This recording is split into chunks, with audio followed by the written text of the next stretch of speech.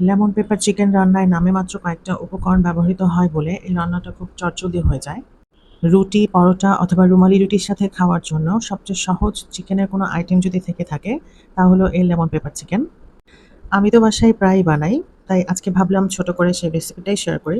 Hello everyone, আসসালামু আলাইকুম, welcome to Bangla kitchen.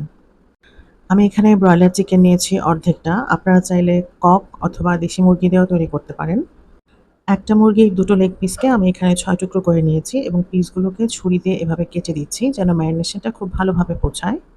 আর যদি মাংসের পরিমাণ বলি তাহলে এখানে প্রায় ৮ কেজি বা ৫০০ গ্রাম মাংস আছে। মাংসগুলোকে আমি প্রথমেই ধুয়ে নিয়েছিলাম, তাই এবার সরাসরি ম্যারিনেশনে চলে যাচ্ছি। দিয়েছি ১ চা চামচ আদা বাটা, ১.৫ চা চামচ রসুন বাটা, ১ টেবিল চামচ লেবুর রস, ১ চা চামচ লবণ, 1/4 কাপ টক দই খুব ভালোভাবে ফেটিয়ে নিয়েছি।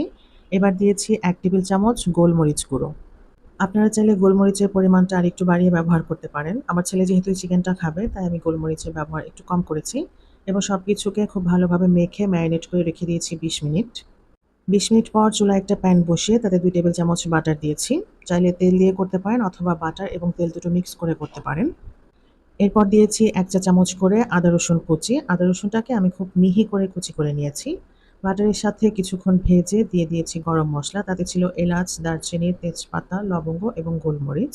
মসলাটাকে বাটারের সাথে কিছুক্ষণ ভেজে ম্যারিনেট করা চিকেন থেকে শুধু চিকেনগুলো তুলে আমি প্যানে দিয়ে দিচ্ছি। চিকেনগুলোকে আমরা কিছুক্ষণ ভেজে নিব।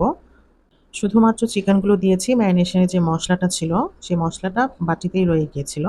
এবার চুলার আঁচটাকে হাইতে করে আমি প্রতি পাশ প্রায় ২ মিনিটের মতো ভেজে নিয়েছি। চুলার আঁচ হাই করেই ভাজবেন। এতে করে যেটা হবে চিকেনের জুসটা ভিতরে লক হয়ে যাবে এবং চিকেন থেকে অতিরিক্ত পানি বের হবে না। ৫-৬ মিনিট ভাজার পর আমাদের যে ম্যারিনেশনের মশলাটা ছিল, সেই মশলাটা দিয়েছি এবং তার সাথে দিয়েছি খুব সামান্য পরিমাণে পানি। এবার চুলার আঁচটাকে মিডিয়ামে রেখে আমি রান্না করেছি প্রায় ১৫ মিনিটের মতো। যেহেতু ব্রয়লার মুরগি সিদ্ধ হতে খুব বেশি সময় লাগে না, তাই এই রান্নাটা করতেও ২০-২৫ মিনিটের বেশি সময় প্রয়োজন হয় না। এরই মধ্যে মাংসটা প্রায় সিদ্ধ হয়ে এসেছে। এবার আমি এখানে লেবুর রস দিয়েছি ১ চা চামচ এবং তার সাথে দিয়েছি ১ টেবিল চামচ গোলমরিচ গুঁড়ো। এবার সবকিছুকে একসাথে খুব ভালোভাবে মিশিয়ে নিব। আচ্ছা, এই পর্যায়ে আমরা লবণটা চেক করে নিয়েছি এবং তার সাথে ১/২ চা চামচের মতো চিনি ব্যবহার করেছিলাম, যেটা আসলে ভিডিও ক্যাপচার করতে ভুলে গিয়েছি। এখানে 1/4 কাপ পানিতে ১ চা চামচ কর্নফ্লাওয়ার গুলে নিয়েছি। এই কর্নফ্লাওয়ার মিশ্রিত পানিটা ব্যবহার করব যেন আমাদের গ্রেভিটা একটু ঘন হয়।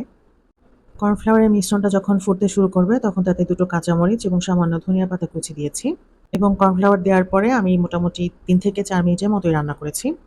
গ্রেভিটা যখন ফুটতে শুরু করবে এবং বেশ কিছুটা ঘন হয়ে আসবে তখন আমি চুলার আঁচটাকে বন্ধ করে উপরে ২-৩ স্লাইস লেবু দিয়ে ঢাকনা দিয়ে ঢেকে দিয়েছি প্রায় ৫ থেকে ৬ মিনিটের মতো। চুলা বন্ধ করে লেবু দিয়েছি যেন লেবুর যে তিতা ভাব সেটা গ্রেভির সাথে মিশে না যায় এবং পরিবেশন করেছি রুমালি রুটি আর রায়তার সাথে। আশা করছি আজকের ভিডিওটা ভালো লেগেছে। ভিডিও ভালো লেগে থাকলে লাইক, কমেন্ট, শেয়ার এবং পেজটি ফলো করতে ভুলবেন না। ধন্যবাদ।